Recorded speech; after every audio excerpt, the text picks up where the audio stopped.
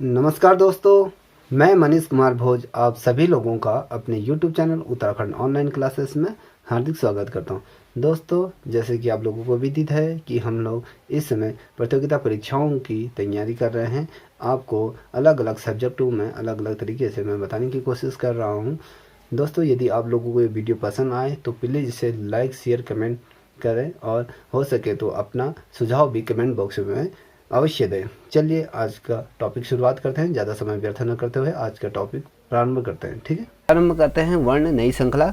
जितने भी नए व्यूअर्स इस चैनल से जुड़ रहे हैं कृपया करें इस चैनल को सब्सक्राइब करें, जिन्होंने नहीं किया वो भी सब्सक्राइब कर दें। चलिए प्रारंभ करते हैं आज का टॉपिक वर्ण। अब वर्ण क्या होते हैं ये समझते हैं। पहले हम हिंदी भाषा की वह छोटी सी छोटी ध्वनि जिसके और अधिक टुकड़े ना किए जा सकते उसे वर्ण कहते हैं। जो हम बोलचाल में जो भाषा का प्रयोग करते हैं उसकी जो छोटा से छोटा वर्ण होती है, जो हम ध्वनि प्रसारित होती है जो हमारी मुखमंडल से, उस ध्वनि की बात कर रहे हैं। उस ध्वनि की जो छोटी सी छोटी ध्वनि होती है उस ध्वनि को और अधिक टुकड़े उसके नहीं किए जा सकते हैं और ऐसी स्थिति में उसे वर्ण कहा जाता है। ठीक है, अब कभी क्वेश्चन ये पूछा जा सकता है, इसकी परिभाषा भी पूछी जा सकती है। ठीक है, अब वर्णों के व्यवस्थित समूह को क्या कहते हैं, कभी क्वेश्चन आ जाते हैं तो उसको वर्णमाला कहते हैं। बहुत ज़्यादा महत्वपूर्ण है, 1 नंबर में ये क्वेश्चन पूछे जा सकते हैं। ठीक है, ये वाले क्वेश्चन ज़्यादा UKSSC या PCL जितने भी राज्य या उससे बाहर के राज्यों में जो प्रतियोगिता कंडक्ट कराई जाती है उनमें प्रश्न पूछे जा सकते हैं। ठीक है, हिंदी के जितने भी छात्र छात्रा हैं उनके लिए तो बहुत ज़्यादा महत्वपूर्ण प्रश्नावली है। हिंदी वर्णमाला में वर्णों की संख्या कितनी होती है? ये वर्णों की जो संख्या होती है वो 44 होती है और हिंदी बाल पोथी में जो वर्णमाला के जो शब्द होते हैं वो 49 होते हैं। साथ ही यदि हम बात करें देवनागरी लिपि की बात करें या हिंदी लिपि की बात करें तो उसके अंतर्गत 52 ये वर्णों की संख्या होती है, क्रमशः ये होती हैं। कभी आप लोगों के सम्मुख से इस प्रकार से प्रश्न पुटअप किया जा सकता है कि हिंदी वर्णमाला के अंतर्गत कुल वर्णों की संख्या बताइए, वो 44 होती हैं। अब उसी क्रम में हिंदी बाल पोथी में कितने होते हैं? वो 49 होते हैं। और देवनागरी जो लिपि है हिंदी की तो उसमें कितने वर्ण होते हैं? ये होते हैं 52 वर्ण होते हैं। ठीक है, अब बात करते हैं वर्ण के भेद। वर्ण के भेद कितने प्रकार के होते हैं? वर्ण के भेद 2 प्रकार के होते हैं, जिसे हम स्वर कहते हैं और व्यंजन। ये 2 प्रकार के वर्णों होते हैं। ठीक है, अब बात करते हैं स्वर किसे कहते हैं। स्वर पे हम चर्चा करते हैं वह वर्ण जिनका उच्चारण स्वतंत्र रूप से किया जा सकता है। ठीक है, वह वर्ण हम किसी वर्ण को बोलचाल में स्वतंत्र रूप से जिनका प्रयोग करते हैं या किसी अन्य वर्ण की सहायता के बिना उनका उच्चारण करते हैं और उन्हें क्या कहते हैं? स्वर कहते हैं। कभी ऐसा होता है ना, हम आपस में जो बातचीत करते हैं या वर्णों को आदान प्रदान एक दूसरे से वार्तालाप करते हैं तो उसमें ऐसे वर्ण हमारे मुखमंडल से निकलते हैं जो स्वतंत्र रूप से होते हैं। हमें किसी अन्य वर्ण की सहायता नहीं लेनी पड़ती है। उन वर्णों को क्या कहते हैं? स्वर कहते हैं, या जो जिनका हम उच्चारण करते हैं वो एक रूप से हमारे स्वर कहलाए जाते हैं। ठीक है, अब बात करते हैं ये कितने प्रकार के होते हैं और इनकी संख्या कितनी होती है, इस पर चर्चा करते हैं। अगर हम इनकी संख्या देखें तो इसकी संख्या 11 होती है स्वर की। ठीक है, और जबकि इसकी मात्राओं की यदि हम बात करें तो इसकी मात्राएं 10 होती है। समटाइम कभी प्रश्न इस प्रकार से पूछा जा सकता है, स्वर में कितनी संख्याएं होती हैं और कितनी मात्राएं होती हैं। स्वर में जो संख्याएं होती हैं वो 11 होती हैं और मात्राओं की यदि हम बात करें तो वो 10 होती हैं। ठीक है, अब कैसे होती है आइए देखते हैं। ये अ, आ, ई, उ, ऋषि, ए, आई, ओ, औ, ये क्या है? 11 हैं। देखिए काउंट करते हैं 1 2 3 4 5 6 7 8 9 10 11। ये क्या है? ये संख्या है स्वर की, ये संख्या है। अब मात्राओं की यदि हम बात करें, ये क्रमशः ये मात्राएं हैं। और आ की, ई की, बड़ी ई की, ऊ की, छोटी ऊ की, ये मात्राएं आपकी हैं कितनी हैं? ये 10 मात्राएं हैं, गिन लीजिए। ठीक है, ये मात्राओं की क्रम में इनको रखते हैं। अब इसमें जो नोट करने वाली जो महत्वपूर्ण बात है अ एक ऐसा स्वर है जिसकी कोई मात्रा नहीं होती है, ठीक है। और सभी की मात्रा आपने देखी होगी। आ की मात्रा देखिए आपके स्क्रीन पर ये स्पष्ट तौर पे दिखाई जा रही है। यहाँ पर आ की मात्रा दिखाई दे रही, फिर ई की मात्रा दिखाई दे रही, फिर बड़ी ई की मात्रा, फिर ऊ की, फिर बड़े ऊ की। इस प्रकार से जो ये मात्राएं आपको दिख रही हैं, यह स्वतंत्र तौर से जो संख्या होती हैं 10 होती हैं। अगर हम बात करें, अब ऊपर आपने देखा कि ये संख्याएं 11 हैं प्लस और इनकी जो मात्राएं हैं वो 10 है। इसमें से एक जो अनुपस्थित है वो जिसकी कोई मात्रा नहीं होती है, वो और ऐसा शब्द है जिसकी कोई मात्रा नहीं होती है, ठीक है। आइए आगे बढ़ते हैं, स्वर के भेदों की तरफ बढ़ते हैं। स्वर के कितने भेद होते हैं? स्वर के 2 भेद होते हैं, ठीक है। ह्रस्व स्वर, दीर्घ स्वर। अब इसके अंदर का जो ह्रस्व स्वर है उसमें हम देखेंगे अ, ई, उ, ऋषि, ये क्या होते हैं? ये 4 स्वर होते हैं। और लघु, मूल और रूढ़ ये ह्रस्व स्वर के अंतर्गत ये रखे जाते हैं। इनको हम 4 भागों में विभाजित करते हैं, ठीक है। अब दीर्घ स्वर की यदि हम बात करें, जो दीर्घ स्वर होता है वो उनकी संख्याएं होती हैं 7। देख लीजिए, आ, ई, ए, आई, ओ, उ, ओ, आउ, ठीक है। 1 2 3 4 5 6 7 ये क्या है? 7 दीर्घ स्वर के अंतर्गत ये आते हैं और इनकी जो संख्या 7 है, गुरु, संधि, यौगिक इसके अंतर्गत आते हैं। ये महत्वपूर्ण प्रश्नावली है। ये जो श्रृंखला है अपने आप में बहुत महत्वपूर्ण है, इसलिए इसकी बहुत ज़्यादा महत्वता है, बहुत ज़्यादा महत्वता आ जाती है, ठीक है।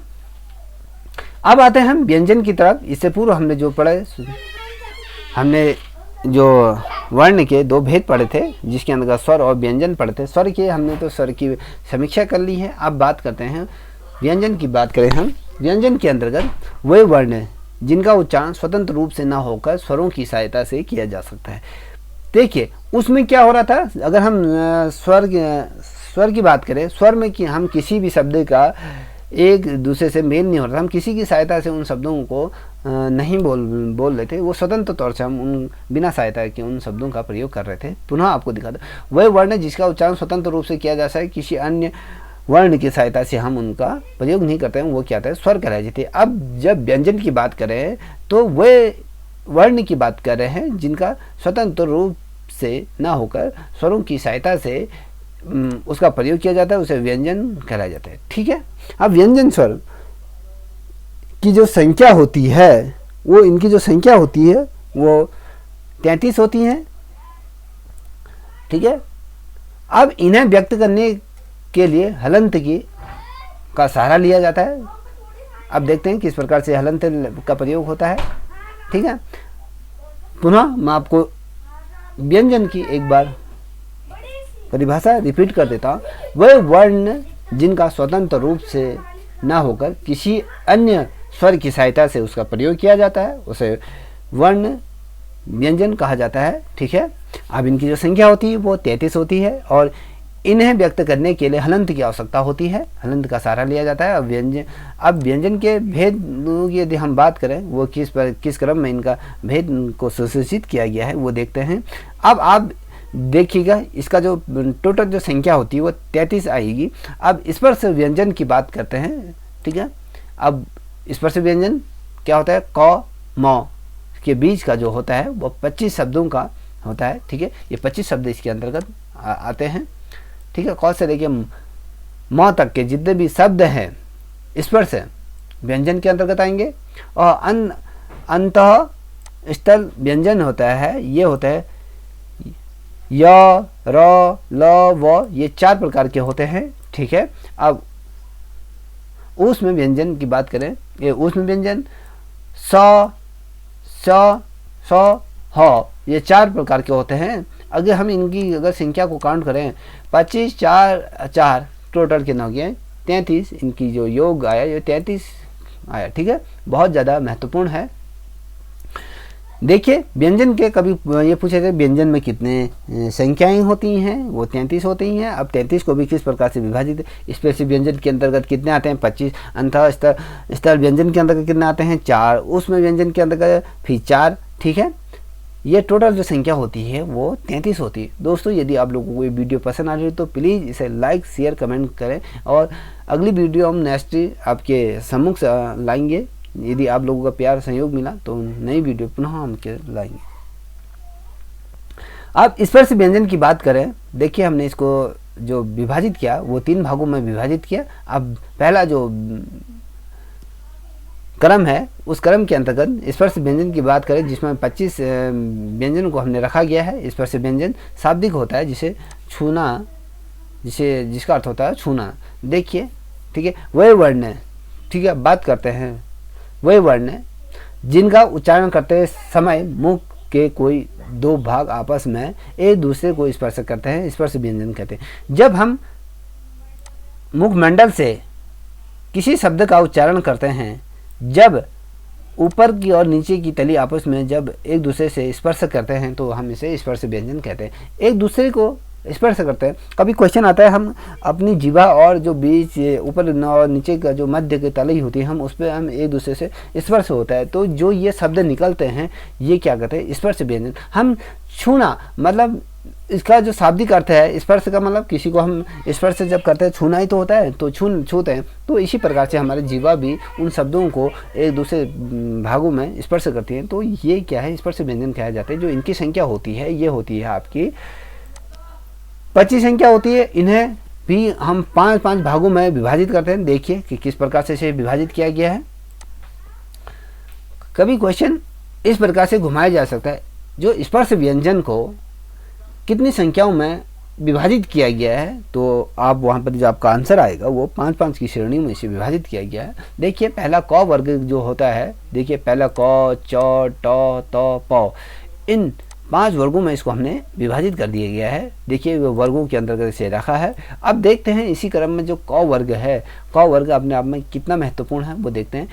पहले क वर्ग के अंतर्गत कितने शब्द आते हैं, क, ख, ग, घ, ण, ये हैं क्या आपके 5 क वर्ग के अंतर्गत आएंगे। अब च वर्ग के अंतर्गत जो देखते हैं हम च, छ, ज, झ, ण, ये क्या है, च वर्ग के व्यंजन है। अब ट वर्ग के व्यंजन की बात, ट, ठ, ड, ढ, ण, ये क्या है आपके ट वर्ग के व्यंजन है। अब त की बात करें हम, अब आप एक सिंपल सा फंडा ये यूज कर लीजिए, क से 5 शब्द ले लीजिए, 5 कहाँ तक आते हैं, फिर उसके बाद 5 कहाँ तक आते हैं, इसी प्रकार से आपके 25 क्रम में ये विभाजित हो जाएंगे। इसको सिंपल से तरीके से अगर हम समझें तो त वर्ग की बात है, त, थ, द, ध, न, ये है। देखिए 5 क्रम से आगे त, थ, द, ध, न।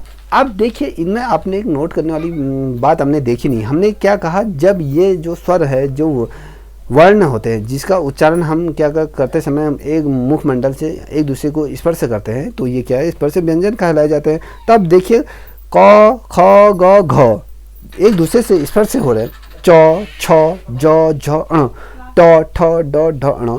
फिर त की बात करें, त, थ, द, ध, न, ठीक है।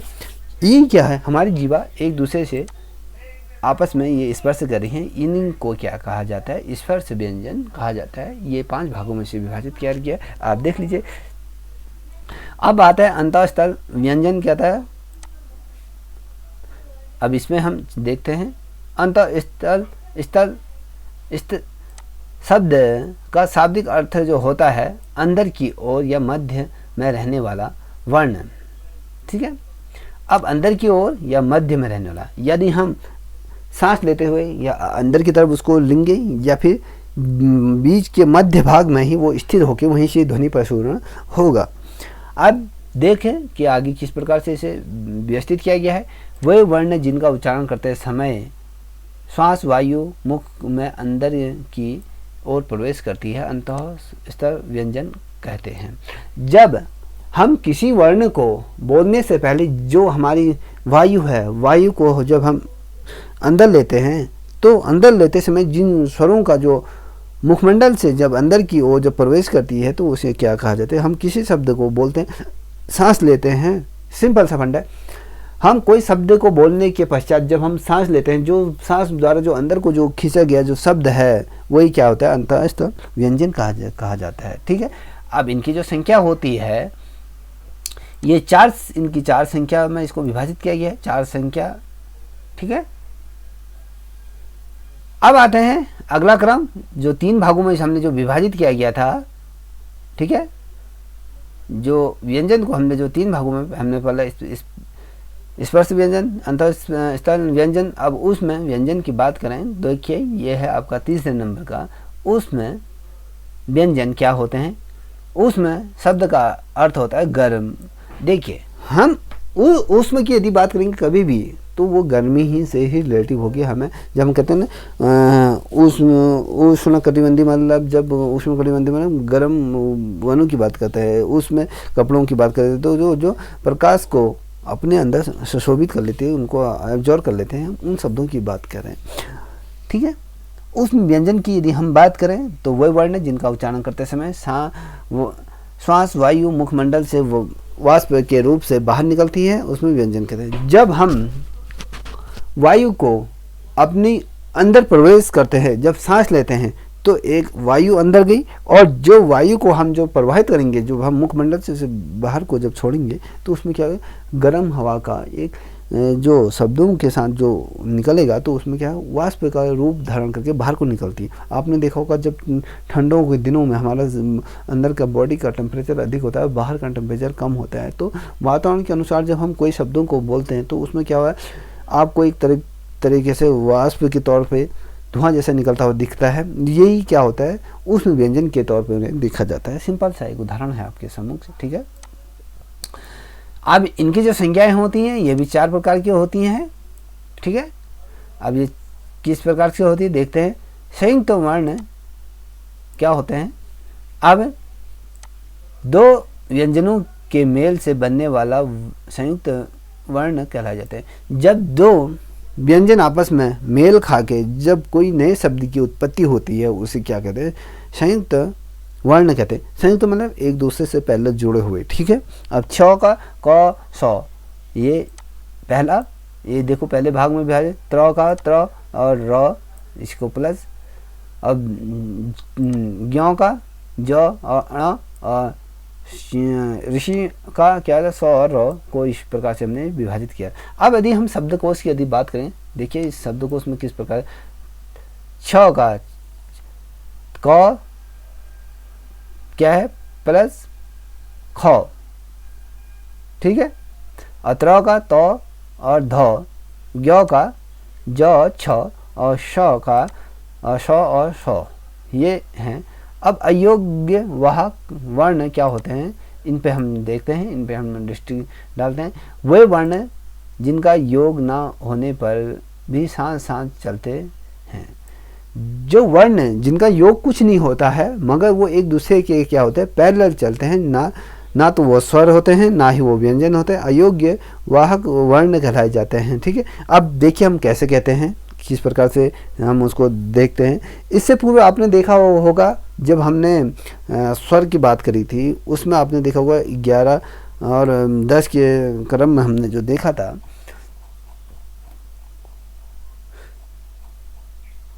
जो हमने ह्रस्व स्वर की बात करें, दीर्घ स्वर की बात कर रहे थे, ठीक है।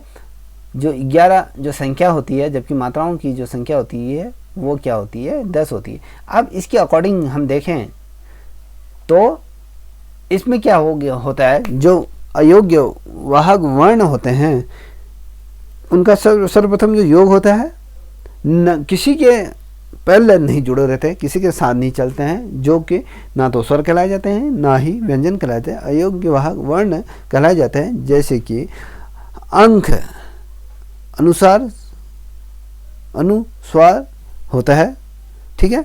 अब अह विसर्ग के अनुरूप में इसको रखते हैं।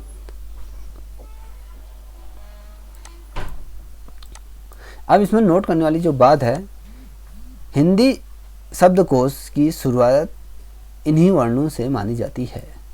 जो हिंदी शब्द की जो उत्पत्ति हुई है, जो शब्दकोश का जो निर्माण हुआ है, ये इन 2 वर्णों के रूप में विकसित हुई है।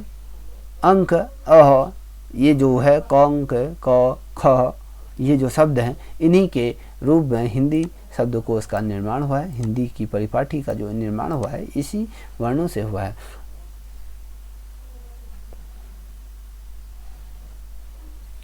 उत्क्षिप्त वर्ण की यदि हम बात करें, जिन ध्वनियों के उच्चारण में जिह्वा, देखिए हमारी जो जिह्वा होती है, मूधा को स्पर्श कर तुरंत नीचे गिरती है, उन्हें उस्तुत वर्ण कहते हैं। एग्जाम्पल के तौर पर डॉ ठौ, ये क्या होता है, देखिए आपका जो जिह्वा है, ठौ ठौ, अब ठौ से ठठेरा डॉ, ये क्या है, आपस में एक दूसरे के वो तुरंत पहले ऊपर की जीवा को छूता है, फिर तुरंत नीचे गिर जाता है। देखिए आप इसे बोल के देखिए, आपको ऐसा महसूस होगा। अब यदि हम नियमों की बात करें, किस प्रकार से ये नियम के अंतर्गत रखे गए, यदि शब्द की शुरुआत इन वर्णों से होती है तो लिखते समय इनको नीचे की तरफ क्या होता है, ये नीचे की तरफ आते हैं। ठीक है, अब किस प्रकार से शब्द की शुरुआत हुई है, शुरुआत में यदि वर्णों को हम लिखते समय क्या करते हैं, इनको नीचे की तरफ बिंदु की तरफ नहीं आते हैं ये, ठीक है, नीचे बिंदु की तरफ नहीं आते हैं, जैसे डमरू, ढोलक, ठीक है, डलिया, ढक्कन, डाली, देखिए नीचे की तरफ कोई नहीं आ रहा है, सारे क्या हैं, लिखते समय की बात कर रहे हैं, नीचे की तरफ नहीं आता है ये। अब बात करते हैं नियम 2 की बात। नियम 2 के अंतर्गत क्या है, देखते हैं। यदि शब्द के अंतर्गत इनसे पहले आधा वर्ण आता है तो भी लिखते समय नीचे बिंदु नहीं आता है। अब देखिए कोई शब्द, इसमें आधा शब्द की बात कर रहे हैं, आधा वर्ण की बात कर रहे हैं, आप इसको लिख के देखिए, ड म रू, कोई नीचे की तरफ नहीं आ रहा है, सारे एक दूसरे के पैरेलल में चल रहे हैं। ठीक है, अब जैसे एग्जाम्पल में दूसरे नियम के अंतर्गत देखते हैं, पंडित, पंडित तो नीचे की तरफ नहीं झुक रहा है ना। अब इसी पर बुढ़ा, अड्डा, खंड, मंडल आदि, देखिए हमने क्या करा, उपयुक्त दोनों नियमों के अलावा प्रत्येक स्थिति में इनके नीचे बिंदु आता है, ये देखा हमने। जैसे अब जैसे हमने पढ़ाई, लड़ाई, सड़क, पकड़ना, ढूंढना आदि, ये रहता है। ठीक है, रकार, रेफ या रॉ से संबंधित नियमों की हम बात करेंगे। अब क्या होता है, नियम 1 के अंतर्गत जो रॉ की हम बात करें, रॉ से संबंधित चीज़ों की, यदि रॉ के बाद व्यंजन आता है तो रॉ को उसी व्यंजन वर्ण के ऊपर लिखते हैं, अर्थात जिस व्यंजन से पहले रॉ का उच्चारण किया जाता है उसी व्यंजन के ऊपर इसको क्या कहते हैं, लिख दिया जाता है। देखिए कैसे, इसमें थोड़ा सा हम एग्जाम्पल के तौर पर हमको दिखाना चाहेंगे। कर्म, देखिए व्यंजन के ऊपर ही हम इसको लिख रहे हैं। धर्म, ये वर्ण और व्यंजन की बात कर रहे हैं। देखिए व्यंजन में क्या होता है, वर्ण जब रॉ की बात कर रहे हैं, यदि रॉ के बाद जब व्यंजन वर्ण आता है तो हम रॉ को उसी व्यंजन के ऊपर लिख देते हैं, रॉ की बात करें। ठीक है, अब वो रॉ को हम किस प्रकार से लिखते हैं, जैसे हमने कर्म को लिखा, धर्म को लिखा, वर्ण को लिखा, दर्शक को लिखा, स्वर्ग को लिखा, अर्थात लिखा, पुनर्जन्म लिखा, पुनर्निर्माण लिखा, आशीर्वाद लिखा। इसमें जो रॉ वाला जो शब्द है ऊपर की तरफ आ रहा है, हर किसी में देखिए ऊपर की तरफ इसको इंगित किया गया है, यही क्या होता है, रॉ का रेफरेंस होता है, रेफरेंस शब्द रॉ का। ठीक है, अब नियम 2 के अंतर्गत देखते हैं रॉ से पहले वाले व्यंजन को किस प्रकार से लिखते हैं। वो देखिए, वर्ण आता है तो रॉ को उसी व्यंजन के मध्य भाग में लिखा जाता है। फिर से देख लीजिए, नियम 2 के अंतर्गत क्या कर रहे हैं, रॉ, यदि रॉ से पहले व्यंजन वर्ण आता है तो, देखिए रॉ से पहले हम क्या रहे, व्यंजन वर्ण की बात कर रहे हैं, तो रॉ को उसी व्यंजन के मध्य में लिखा जाता है। प्रकाश, देखो प्रकाश की जो शब्द क्या है, प्र में रॉ का जो शब्द जो मेल आ रहा है उसको देखिए। देखिए हमने पहले ऊपर की तरफ लिखा, अब उसी व्यंजन को हम उससे पूर्व लिख रहे हैं। ठीक है, उसके मध्य, प्रकाश, प्रभात, प्रेम, कर्म, भ्रम, भ्रष्ट, भाता, ये चीज़ क्या है, रॉ से पहले वाले व्यंजन की बात करें। अब नियम 3 की यदि हम बात करें, 3 के अंतर्गत हम क्या देखते हैं, टॉ वर्ग में रॉ को हमेशा वर्ण के नीचे नीचे लिखा जाता है। कभी टॉ वर्ग के अंतर्गत यदि पूछा जाए रॉ को तो हमेशा उसके क्या होगा, नीचे पैरेलल लिखा जाएगा। जैसे Maharashtra, truck driver, drugs, drama, षड्यंत्र, ये चीज़ें क्या आ जाती हैं, इसके नीचे की तरफ इसे लिखा जाएगा, उसके नीचे क्रम में लिखा जाएगा। देखिए हमें पहले जो नियम है उसमें क्या होता है, ऊपर लिखा जाता है जैसे कर्म, धर्म इत्यादि, और उसके जो नियम 2 के उसके मध्य में जैसे प्रकाश और प्रेम इत्यादि लिखा जाता है। अब नियम 3 के अंतर्गत टॉ वर्ग के अंतर्गत देखिए, हम टॉ वर्ग के अंदर हमेशा नीचे लिखा जाता है। टॉ में जैसे रॉ को हम लिखते हैं, पौ में रॉ को निकालते हैं, कर्म में निकालते हैं, अवधि हम जैसे धर्म के ऊपर रॉ का जो उच्चारण करते हैं, ये चीज़ें इसके अंतर्गत आती है, बहुत ज़्यादा महत्वपूर्ण है। ठीक है।